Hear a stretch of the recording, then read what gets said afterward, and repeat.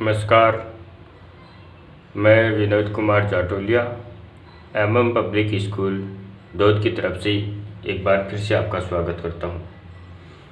प्यारे बच्चों, इससे पहले जो क्लास थी उसमें हमने घन एवं घनमूल ज्ञात करना सीखा था। उससे संबंधित कुछ समस्याएं भी हमने हल की थी। आज का जो हमारा टॉपिक है वो है कक्षा 8 की जो पाठ्य पुस्तक, उसमें एक टॉपिक आता है लाभ एवं हानि। लाभ एवं हानि के बारे में आपने सुना तो होगा ही। लाभ का मतलब क्या होता है, हानि का मतलब क्या होता है। लाभ का मतलब तो होता है फ़ायदा। जैसे कोई वस्तु हम 20 रुपये में खरीदते हैं और उसी वस्तु को 40 रुपये में बेच देते हैं, उस स्थिति को तो कहते हैं लाभ। और हानि, जैसे हानि यानी नुकसान, जैसे कोई वस्तु 20 रुपये में खरीदते हैं और उसे 15 रुपये में बेचना पड़ता है, उस स्थिति को कहते हैं हानि। तो लाभ एक तो होता है जिस मूल्य पर हम वस्तु को खरीदते हैं, जिस मूल्य पर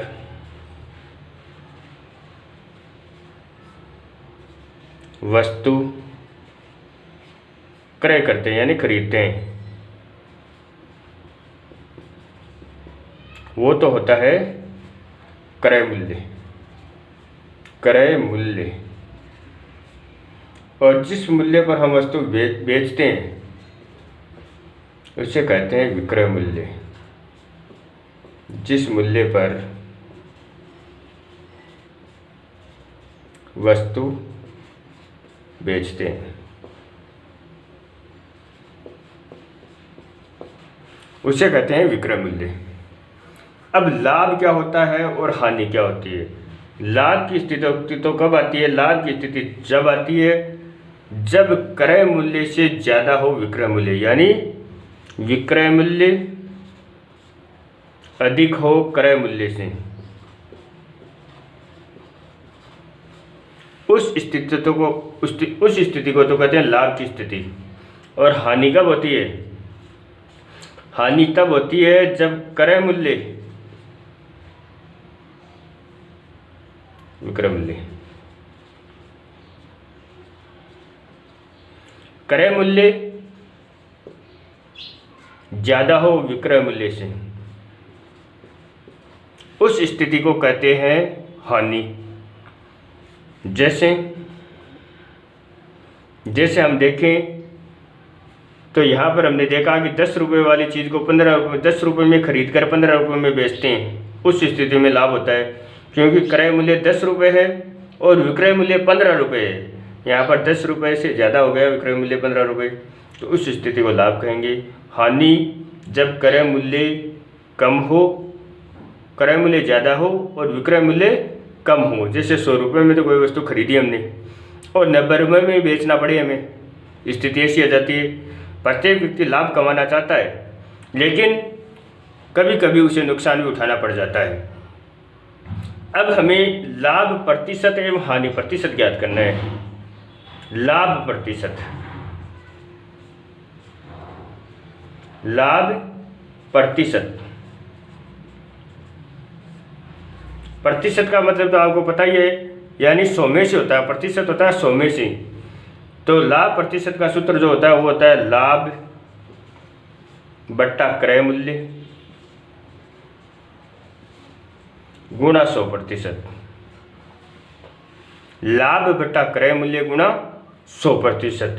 और हानि प्रतिशत ज्ञात करनी हो, हानि प्रतिशत का तो भी यही सूत्र है, ज़्यादा फर्क नहीं है। तब होगा हानि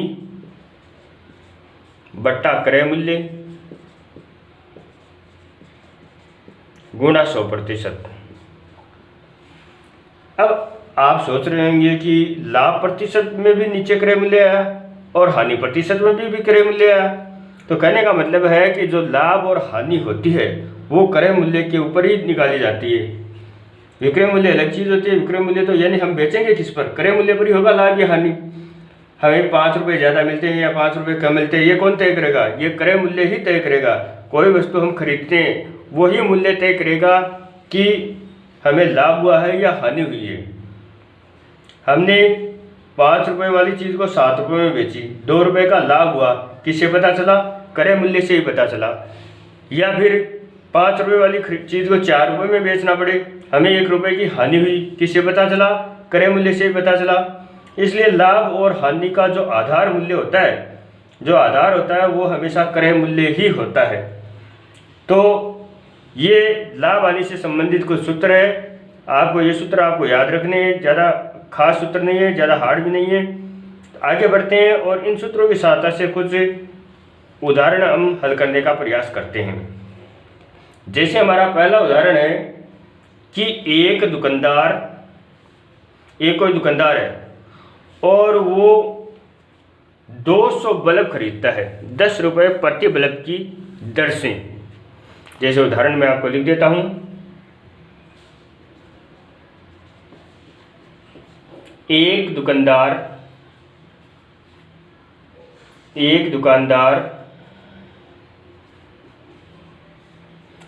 200 बल्ब 10 रुपये प्रति बल्ब की दर से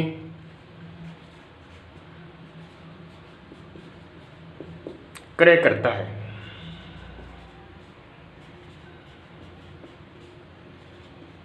यानी 200 बल्ब खरीदता है और एक बल्ब की कीमत है 10 रुपये। इनमें से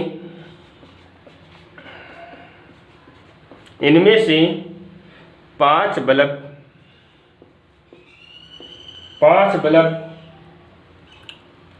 खराब हो जाते हैं।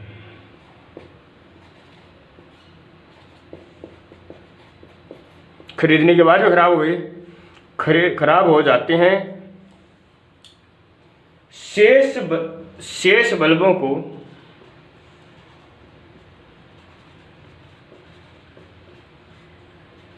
शेष बल्बों को 12 रुपये प्रति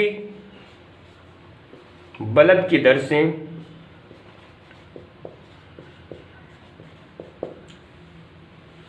बेचा गया।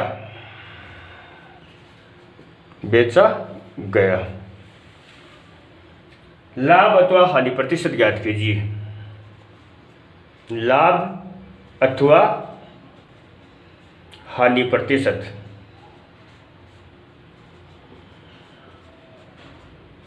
ज्ञात कीजिए। लाभ अथवा जो हानि हुई है वो प्रतिशत लाभ या प्रतिशत हानि के रूप में आपको बतानी है। तो देखो किस प्रकार से हल करते हैं। दुकानदार है वो 200 बल्ब खरीद रहा है और एक बल्ब का मूल्य है 10 रुपये। तब लिखेंगे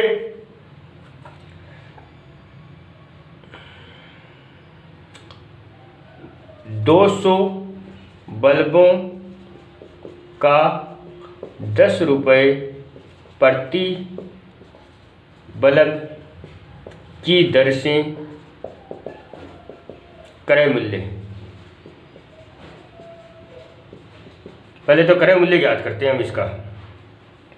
अब 200 बल्ब हैं, एक बल्ब के लगते हैं 10 रुपये, तो हमें प्राप्त होते 2000 रुपये। यानी ये तो चुकाना पड़ेगा उसे क्रय मूल्य के रूप में। 2000 रुपये देकर उसने बल्ब खरीदे। अब खराब बल्ब है, उनमें से 5 बल्ब खराब थे। 5 खराब बल्बों का मूल्य ज्ञात करने की आवश्यकता नहीं है क्योंकि 2000 रुपये तो हमारे लग ही गए। तो 5 खराब बल्ब थे तो हम लिखेंगे सही बल्ब। पहले खराब बल्बों की संख्या लिख लेते। खराब बल्ब बराबर है 5, इसलिए सही बल्ब या अच्छे बल्ब 200 - 5 बराबर 195। अब वह इन 195 बल्बों को बेच सकता है, क्योंकि 5 बल्ब खराब थे, वो तो उन्हें बेच नहीं सकता। अब 195 बल्बों को बेचता है 12 रुपये प्रति बल्ब की दर से। तो हम लिखेंगे 12 रुपये प्रति बल्ब की दर से 195 बल्बों का विक्रय मूल्य। तो बल्ब 195 बेच रहा है 12 रुपये की दर से, तो कितने रुपए उसे प्राप्त होंगे? तो 195 को गुणा कर लेते हैं हम 12 से। 5 10 और 18 और 1 19, 2 एकम 2 और 1 3, 5 9 1, 9 और 5 14, 9 और 3 12 और 1 13 और 1 और 1 2340 रुपये उसे प्राप्त हुए। 2340 रुपये। अब जब वह बल्ब खरीदता है तब उसे मूल्य चुकाना पड़ रहा है 2000 रुपये का, और जब वह बल्ब बेच रहा है तब उसे मूल्य प्राप्त हो रहे हैं 2340 रुपये। इस स्थिति में हम देख रहे हैं कि क्रय मूल्य से ज़्यादा है विक्रय मूल्य, क्रय मूल्य से ज़्यादा हुआ है। तो हम कहेंगे कौन सी स्थिति है? लाभ की स्थिति है। यहाँ विक्रय मूल्य ज़्यादा है क्रय मूल्य से, विक्रय मूल्य ज़्यादा है क्रय मूल्य से। और मैंने आपको बताया था कि विक्रय मूल्य ज़्यादा हो और क्रय मूल्य कम हो, उस स्थिति को हम लाभ की स्थिति कहेंगे। तो ये लाभ की स्थिति स्पष्ट रूप से पता चल रहा है। अब हम पहले तो लाभ ज्ञात करेंगे कि कितने रुपए का लाभ हो रहा है। तो पहले लाभ ज्ञात करते हैं। तो लाभ बराबर विक्रय मूल्य माइनस क्रय मूल्य। कितने रुपए ज़्यादा प्राप्त हो रहे हैं? तो 2340 माइनस 2000 बराबर 340 रुपये। अब लाभ तो हो गया 340 रुपये का। लाभ प्रतिशत याद करना है हमें, तो लाभ प्रतिशत का सूत्र लिखते हैं। लाभ प्रतिशत बराबर लाभ बटा क्रय मूल्य गुणा 100%। तो लाभ हो रहा है हमारा कितने रुपए का? 340 का, बटा क्रय मूल्य है 2000 रुपये, और गुणा करते हैं 100% से। 3 जीरो है तो 3 जीरो से हम 3 जीरो काट देते हैं, और 2 का भाग 34 में देते हैं तो हमारे पास में आते हैं कितने? 17% लगेगा यहाँ पर। तो इस प्रकार से इस सौदे में दुकानदार को कितना प्रतिशत लाभ हुआ? 17% लाभ हुआ। इस प्रकार से हम लाभ प्रतिशत ज्ञात करेंगे। एक उदाहरण हम और देख लेते हैं। इसी प्रकार से आगे हमारा जो उदाहरण है, जैसे पर्सन है मीनू 2 पंखे 1200 रुपये प्रति पंखे की दर से खरीदी। मीनू ने 2 पंखे 1200 रुपये प्रति पंखे की दर से खरीदे। देखिए पर्सन उदाहरण में लिख देता हूं और किस प्रकार से उसे हल करते हैं हम देखिए।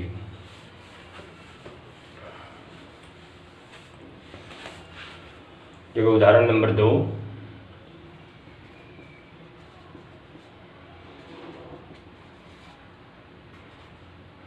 मीनू ने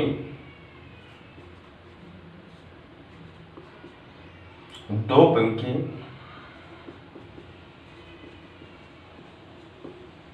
1200 रुपये प्रति पंखे की दर से, प्रति पंखे की दर से, यानी एक पंखे के लग रहे हैं 1200 रुपये, तो उसने 2 पंखे खरीदे। पंखे की दर से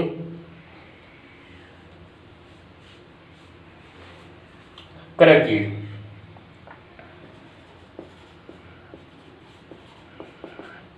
1200 रुपये प्रति पंखे की दर से खरीदे तो लिए उसने। अब बेचे किस बात का, उसने एक पंखे को 5% हानि पर, उसने एक पंखे को 5% हानि पर तथा दूसरे पंखे को 10% लाभ पर बेचा,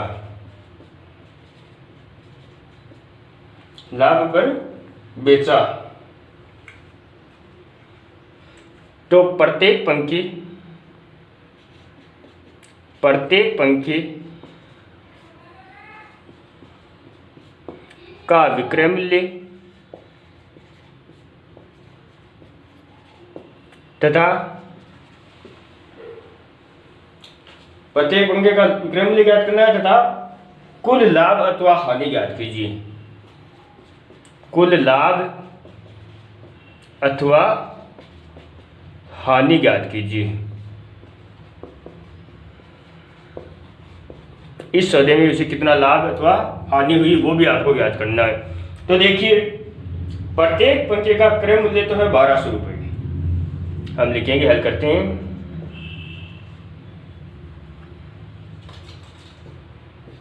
प्रत्येक पंखे का क्रय मूल्य बराबर 1200 रुपये। अब 5% लाभ हो, 5% हानि और 10% लाभ, तो हम लिखेंगे पहले पंखे को 5% हानि पर बेचा जाता है। 5% हानि पर बेचा जाता है।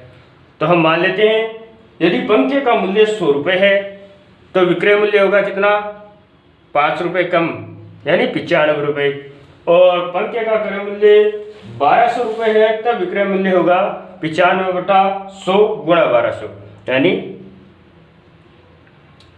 पंखे का क्रय मूल्य 100 रुपये हो तो विक्रय मूल्य बराबर 95 रुपये होगा, क्योंकि 5 रुपये कम होंगे 5% के हिसाब से। और पंखे का मूल्य, पंखे का क्रय मूल्य 1200 रुपये हो तो विक्रय मूल्य 95 है कितने पर, 100 पर, और गुणा करेंगे 1200 से। 2 जीरो से 2 जीरो और 12 को 95 से गुणा कर लेते हैं। 12 पंजे 60 की जीरो असल की 6, 12 नंबर की 108 और 6 114। तो पहले पंखे को तो वो बेचेगा 1140 रुपये में। अब इसी प्रकार से दूसरे पंखे की स्थिति देखते हैं हम। दूसरे पंखे को 10% लाभ पर बेचा जाता है।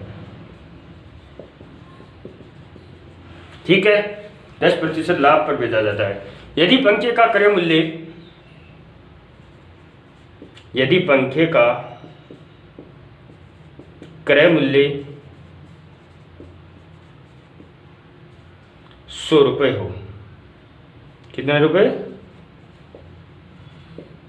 100 रुपये हो तो विक्रय मूल्य कितना होगा, यहाँ पर 10% लाभ यानी क्रय मूल्य से 10% ज्यादा, तो क्रय मूल्य 100 रुपये मानते हैं तो 100 का 10% होता है 10, तो विक्रय मूल्य का होगा कितना, 110 रुपये। और पंखे का क्रय मूल्य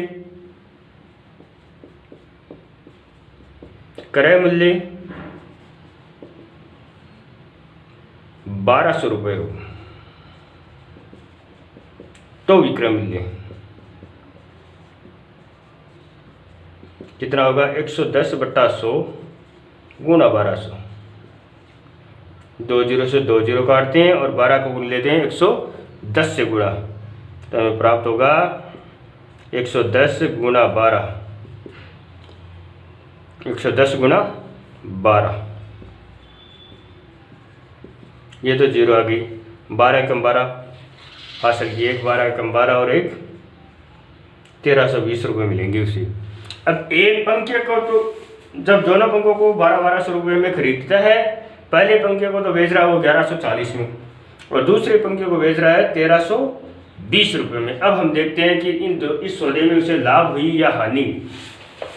तो यहाँ पर हम याद कर लेते हैं दोनों पंखों